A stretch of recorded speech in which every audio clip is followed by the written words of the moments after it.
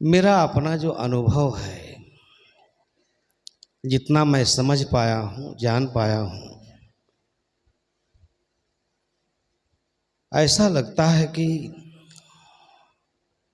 सदगुरु कबीर का जो व्यक्तित्व है इतना विराट है। ऐसा लगता है कि एशिया की आवाज़ और विश्व के विवेक के साक्षात प्रतिमूर्ति हैं। पूरी दुनिया में ऐसा दुर्लभ व्यक्तित्व दुर्लभ है।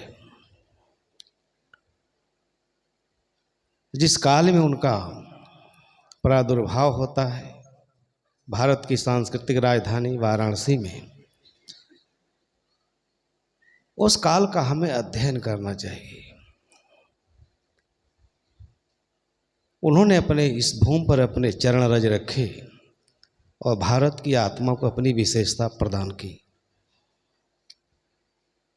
विद्वानों ने अनेक तरह से उनके जीवन वृत्त का मूल्यांकन किया है, लेकिन मैं ऐसा समझता हूँ कि वह सही परिप्रेक्ष्य में उन्हें समझ नहीं पाए हैं और साहित्यकारों ने तो बहुत भूल की है कबीर को समझने में। खैर, उधर मैं नहीं जाऊंगा। जिस काल में सदगुरु कबीर साहब आते हैं वह एक ऐसा संक्रमण काल है, ट्रांजिशनल पीरियड है, जिसमें भारत का धार्मिक वातावरण, सांस्कृतिक वातावरण, सामाजिक वातावरण में भयंकर उथल पुथल है और हिंदुत्व इतना बिखर गया है, इतना खंडित हो गया है, उसे सहेजने वाला कोई व्यक्ति नहीं दिखाई देता। इसीलिए उसे मध्यकाल को, जो संत मत के आदि प्रवर्तक हैं, प्रतिनिधि वक्ता हैं, उसे स्वर्ण काल की संज्ञा दी गई। प्रचलित धर्म में पाए जाने वाले जो अंधविश्वास है, अज्ञान है, उसके खिलाफ उन्होंने विद्रोह का बिगुल बजाया काशी में रहकर। ये आश्चर्य होता है कि समाज के सबसे निचले पायदान में जिसका लालन पालन पोषण हुआ हो, जिसकी सामाजिक कोई स्थिति नहीं हो, उसने पूरी भारतीय व्यवस्था को, सामाजिक व्यवस्था, राजनीतिक व्यवस्था, धार्मिक व्यवस्था को झकझोर के रख दिया। ये आश्चर्य होता है। मानवता के साथ इतना छल किया गया, इतना दुर्व्यवहार किया गया, मानवीय मूल्यों का इतना हनन हुआ, अपमान हुआ, शायद दुनिया में ऐसा कोई उदाहरण नहीं मिलता है। धार्मिक व्यवस्था ने मनुष्य को, ये कितनी विदीर्ण कर देने वाली बात है, जात पात, छुआछूत, ऊंच नीच की भावना, पाखंड, अंधविश्वास, ढोंग, बाह्याचार चरम सीमा पर थे। दो धर्मों का द्वंद्व। सदगुरु कबीर की आत्मा मानव की प्रतिष्ठा के लिए उनका अंतःस्थल व्याकुल था। इसलिए उनके धर्म की जो गरिमा है वो मानवीय मूल्यों के प्रतिस्थापना के लिए है। भारत में ऐसे ऐसे उदाहरण मिलते हैं, उसको सुनकर सिर शर्म से झुक जाता है। आज भी वो बीमारी है, उसके हम शिकार हैं। लोग कहते हैं कबीर साहब के सपनों का संविधान बन गया। हाँ, ये जरूर है, उनकी आवाज़ संविधान में सुनाई देती है, परंतु उनका सपना कहाँ साकार हुआ। आज भी वही जात के नाम पर व्यवहार किया जाता है, एकेडमिक जगत में किया जाता है, मैंने खुद देखा है। इसलिए कबीर को बहुत धैर्य से पढ़ने समझने की जरूरत है। वो विराट व्यक्तित्व कितना बड़ा प्रभाव डाला भारतीय जीवन पद्धति पर और अपने आदर्शों को मानने के लिए सबको विवश कर दिया। जब वो काशी में बैठ के बोल रहे हैं तो उनके मन में जो पीड़ा है, वेदना है, टीस है, कसक है, जो तू करता वर्ण विचारा जन्मत तीन दंड अनुसारा, क्या कहते हैं वो? ये भारतीय सभ्यता को कलंकित करती है। जहाँ बड़े बड़े लोग ढिढोरा पीटते हैं, हमारे राजनेता कहते हैं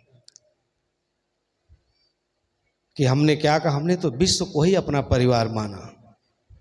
अरे आप अपने ही देश में अपने भाई को डोम कहे, चमार कहे, पढ़ने नहीं दिए, स्कूल नहीं जाने दिए। अम्बेडकर की व्यथा तो आप सब लोग जानते हैं, फाइल तक दूर से फेंका जाता था।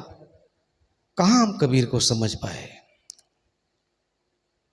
कबीर को अगर समझ लिए होते तो आज अभी भी समझ लिया जाए तो भारत दुनिया का सबसे महान देश होगा, इसमें कहीं कोई दुविधा नहीं है। क्योंकि ऐसा विचार भारत का कोई मनीषी नहीं दे पाया। उनके मन में कितनी पीड़ा है, व्यथा है। मनुष्य के साथ जो इस देश में घृणित अपराध किया गया, मानवता के साथ जो अपराध किया गया, और पढ़े लिखे सुसभ्य कहलाने वाले लोगों ने किया और आज भी करते हैं। इसलिए कबीर को पढ़ने की जरूरत है, जानने की जरूरत है। अद्भुत व्यक्तित्व के धनी हैं।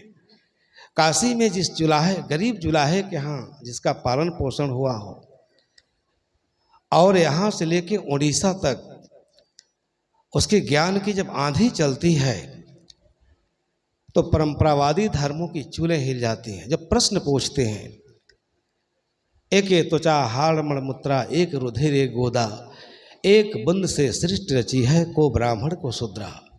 कौन शूद्र है, कौन ब्राह्मण है, कौन श्रेष्ठ है? इसने इस भारत देश का इतना पतन किया, इस भावना ने, इस जात पात की क्षुद्रता ने, मानवता के साथ मानवता का इतना मान मर्दन किया। इसलिए कबीर की दृष्टि में जो मनुष्य है सब बराबर है, कोई छोट नहीं, कोई ऊंच नहीं, कोई नीच नहीं। उन्होंने सदा से त्रस्त मानवता की आंसू पोंछे, सबके लिए सर्व मुक्ति सर्व भक्ति अभियान चलाया। आज बताइए, हमारे मंदिरों में मरे हुए चाम का नगाड़ा बजा के हम पूजा करते हैं। हम कितने अधम हैं, कितने नीचे गिर गए थे। पर उसी में एक आदमी नहाद होके जाता है तो आप इसलिए नहीं जाने देते कि वो शूद्र परिवार में पैदा हुआ। एक कितनी घृणित बात है। हम अपने देश को और अपनी सभ्यता को कहाँ ले जाना चाहते हैं? आज भी इस कलंक हमसे छूटा नहीं है, हम धो नहीं पाए हैं। अभी रामनाथ कोविंद जी, इस बात को मैं नहीं कहना चाहूँगा कि आर नारायण जब राष्ट्रपति हुए तो अखबार वालों ने निकाला कि रायसीना हिल्स में शूद्र का प्रयोग, शूद्र का प्रवेश, जो राजनयिक है, भारत सरकार के कैबिनेट मंत्री है, इतना योग्य पुरुष है, उसको भी अपने जात से अपमानित होना पड़ता है। तो इसलिए सदगुरु कबीर साहब के जीवन के कई आयाम हैं। थोड़ा सा समय है, उस पर विस्तार से प्रकाश डालना संभव नहीं है, मैं लोभ भी संभल नहीं कर पाऊंगा। तो उन्होंने जो कुछ कहा वो भारतीय धर्म, दर्शन, आध्यात्म और समाज का पुनरुद्धार किया। हमको एक अवसर दिया कि हम सोच करके अपनी सभ्यता को ऊंचे स्थान पर प्रतिस्थापित करें। बहुत कुछ कहा और धर्म, दर्शन, अध्यात्म इतना सुव्यवस्थित है कि ऐसा उदाहरण कहीं नहीं मिलता। साहब ने कहा, जो तू करता वर्ण विचारा जन्मत तीन दंड अनुसारा। अगर आप क्यों ऐसा कहा, आपको सोचना होगा। जिस वर्ग का भारतीय आत्मा पर आधिपत्य था, आज भी है, उनके इशारे पर जो समाज जन्म से लेकर श्मशान तक जिनके दृढ़ बंधनों में बंधा हुआ था, उन बंधनों के खिलाफ आवाज उठाना खतरे से खाली नहीं था। लेकिन सदगुरु कबीर साहब जो कह रहे थे, प्रकृति की सत्ता कह रही थी, इसलिए सब लोग उसको सुन रहे थे और धैर्य से सुन रहे थे। ऐसा कुछ कह रहे थे जो नूतन है, नवीन है और पूरे सभ्यता के लिए उसकी उपयोगिता है। उसके बिना एक सार्वभौम राष्ट्र की कल्पना नहीं की जा सकती, राष्ट्र की एकता अखंडता की कल्पना नहीं की जा सकती। तो इसलिए उनका जो व्यक्तित्व है वो इतना विराट है, पूरे भारतीय चिंतन परंपरा उसमें समा जाती है। आज लोग बहुत लोग लेखनी उठा लेते हैं, लिखने लगते हैं, कबीर को अनपढ़ कहते हैं, एक साखी पर मस कागज छुयो नहीं, कलम गहो नहीं हाथ, विद्वान लोग कहते हैं।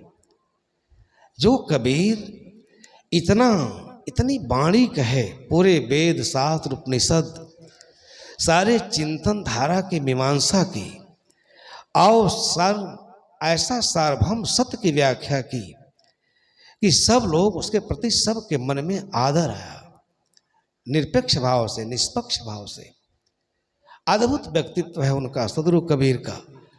इसलिए हम भारत के लोगों को समय नहीं है, अधिक से अधिक पढ़ना चाहिए। वो कहते हैं कि अगर आप स्वयंभू ब्राह्मण हैं, क्यों कहते हैं कि भारतीय व्यवस्था में वो ब्रह्मा के सगे भाई भतीजा रिश्तेदार थे। आप अपने बच्चे का नाम भी नहीं रख सकते उनके अनुमति के बिना।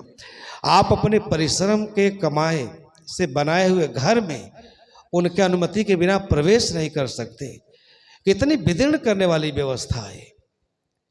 वो चाहे बर्बर हैं, असभ्य हैं, कुछ भी हैं, परंतु उनका मुंह पवित्र है।